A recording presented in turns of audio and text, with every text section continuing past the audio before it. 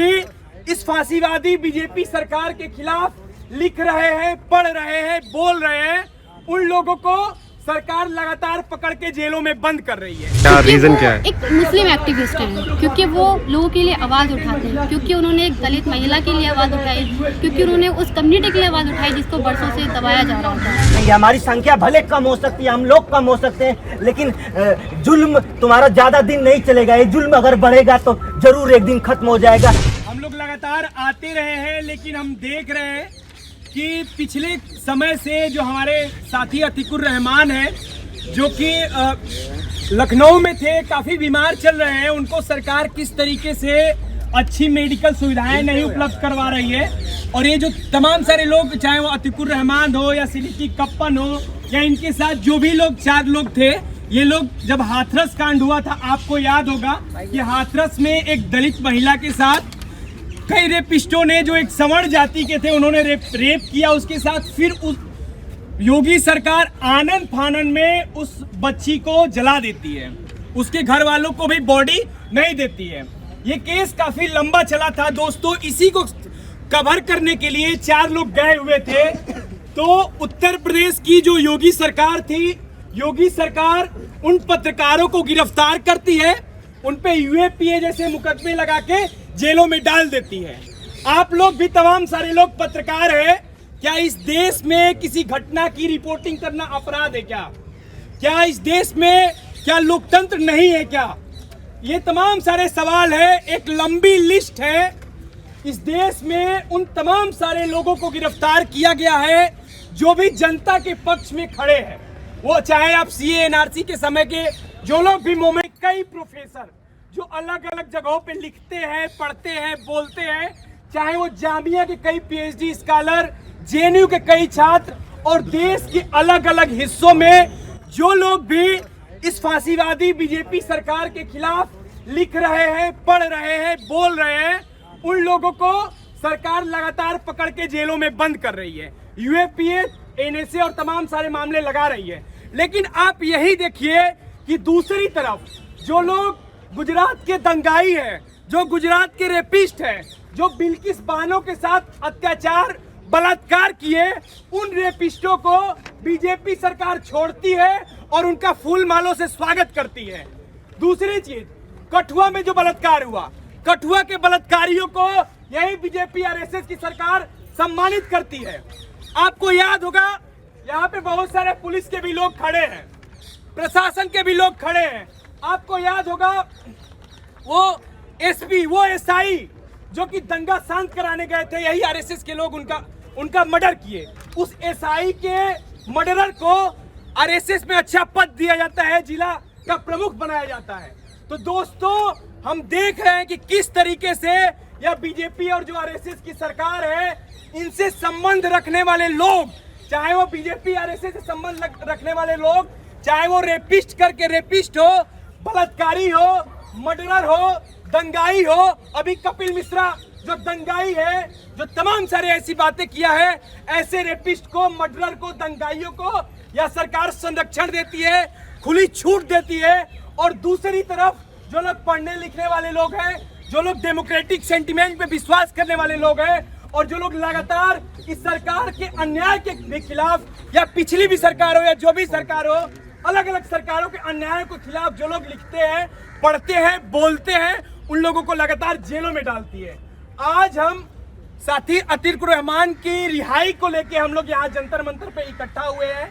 अभी हमने पिछले समय देखा कि जीएन साईं बाबा के केस में एक उन साथी थे, वो किस तरीके से उनको मेडिकल ट्रीटमेंट भी नहीं मिला और वो डेथ कर जाते हैं, वो शहीद हो जाते हैं।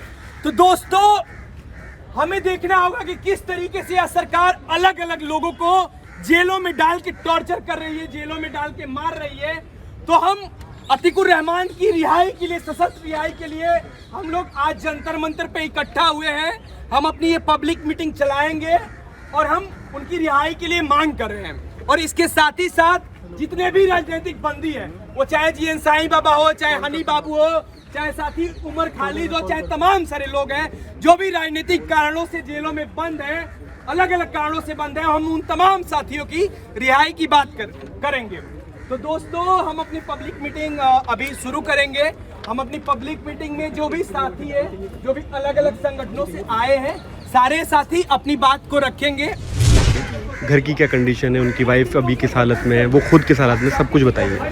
साथी जैसे कि आप जानते हैं कि अतीकुर रहमान अभी जेल में है, क्योंकि हाथरस में एक केस हुआ था, एक दलित महिला के साथ एक अपर क्लास जो लोग थे उन्होंने उसके साथ रेप किया था। तो उसको कवर करने के लिए, उसकी जांच करने के लिए वो लोग हाथरस की तरफ निकले थे। उन्हें रास्ते में ही से उन्हें उठा लिया गया यूपी पुलिस के ज़रिए। तो ये बात तो जाहिर है कि किसी भी फैमिली में, मतलब किसी भी फैमिली का मेंबर अगर जेल में होगा तो उसकी फैमिली की क्या कंडीशन होगी। अगर वो बीमार होता तो अभी वो हाफ, मतलब 50% पैरालाइज हो चुके हैं, उनकी बॉडी काम नहीं कर रही है। वो बचपन से हार्ट पेशेंट है, ये नहीं है कि अभी रिसेंटली बीमार हुए हैं तो इजीली कवर कर सकते हैं या उनके लिए इतना मुश्किल नहीं हो। और उनका बीच में जब हमने लास्ट टाइम पेटिशन डाली थी या लास्ट टाइम हम लोगों ने कोर्ट गए थे तो उनको सर्जरी अलाउ कर दिया गया था कोर्ट के थ्रू। तो उस कोर्ट के थ्रू उनकी सर्जरी तो हो गई थी, लेकिन उनको वो जो हाइजीनिक फूड है जो नहीं मिल पाया, उसकी वजह से उनकी कंडीशन और ख़राब हो गई। क्योंकि अगर आप हार्ट पेशेंट हो तो आपको न्यूट्रिशियस फूड चाहिए होता है, जो कि बहुत लाइट फूड होता है, बहुत कम मिर्च मसाले का, बहुत हाइजीनिक फूड चाहिए होता है, हेल्दी फूड चाहिए होता है। वो सब चीज़ें उन्हें वहाँ नहीं प्रोवाइड हो रही हैं जेल में। तो इस तरह तो उनकी हालत दिन ब दिन खराब होती गई और फाइनली वो अब आकर 50% पैरालाइज हो चुके हैं। क्या रीज़न क्या है? एक मुस्लिम एक्टिविस्ट हैं, क्योंकि वो लोगों के लिए आवाज़ उठाते हैं, क्योंकि उन्होंने एक दलित महिला के लिए आवाज़ उठाई, क्योंकि उन्होंने उस कम्युनिटी के लिए आवाज़ उठाई जिसको बरसों से दबाया जा रहा था। तो आपको लगता है कि ये इसलिए किया जा रहा है क्योंकि वो मुसलमान हैं? आपको कितनी उम्मीद है जुडिशरी से कि उनको रिहा कर दिया जाए? मैं उम्मीद करती हूँ कि जुडिशरी उनकी इस कंडीशन को देखते हुए तो कम से कम उन्हें रिहा करे। अगर वो नहीं करती है तो मेरा तो यकीन बिल्कुल उड़ जाएगा। उनको उनके रिहाई पर, उनके घर आने पर उनको मिठाइयाँ बांट रही, उन्हें फूल मालाओं से स्वागत कर रही।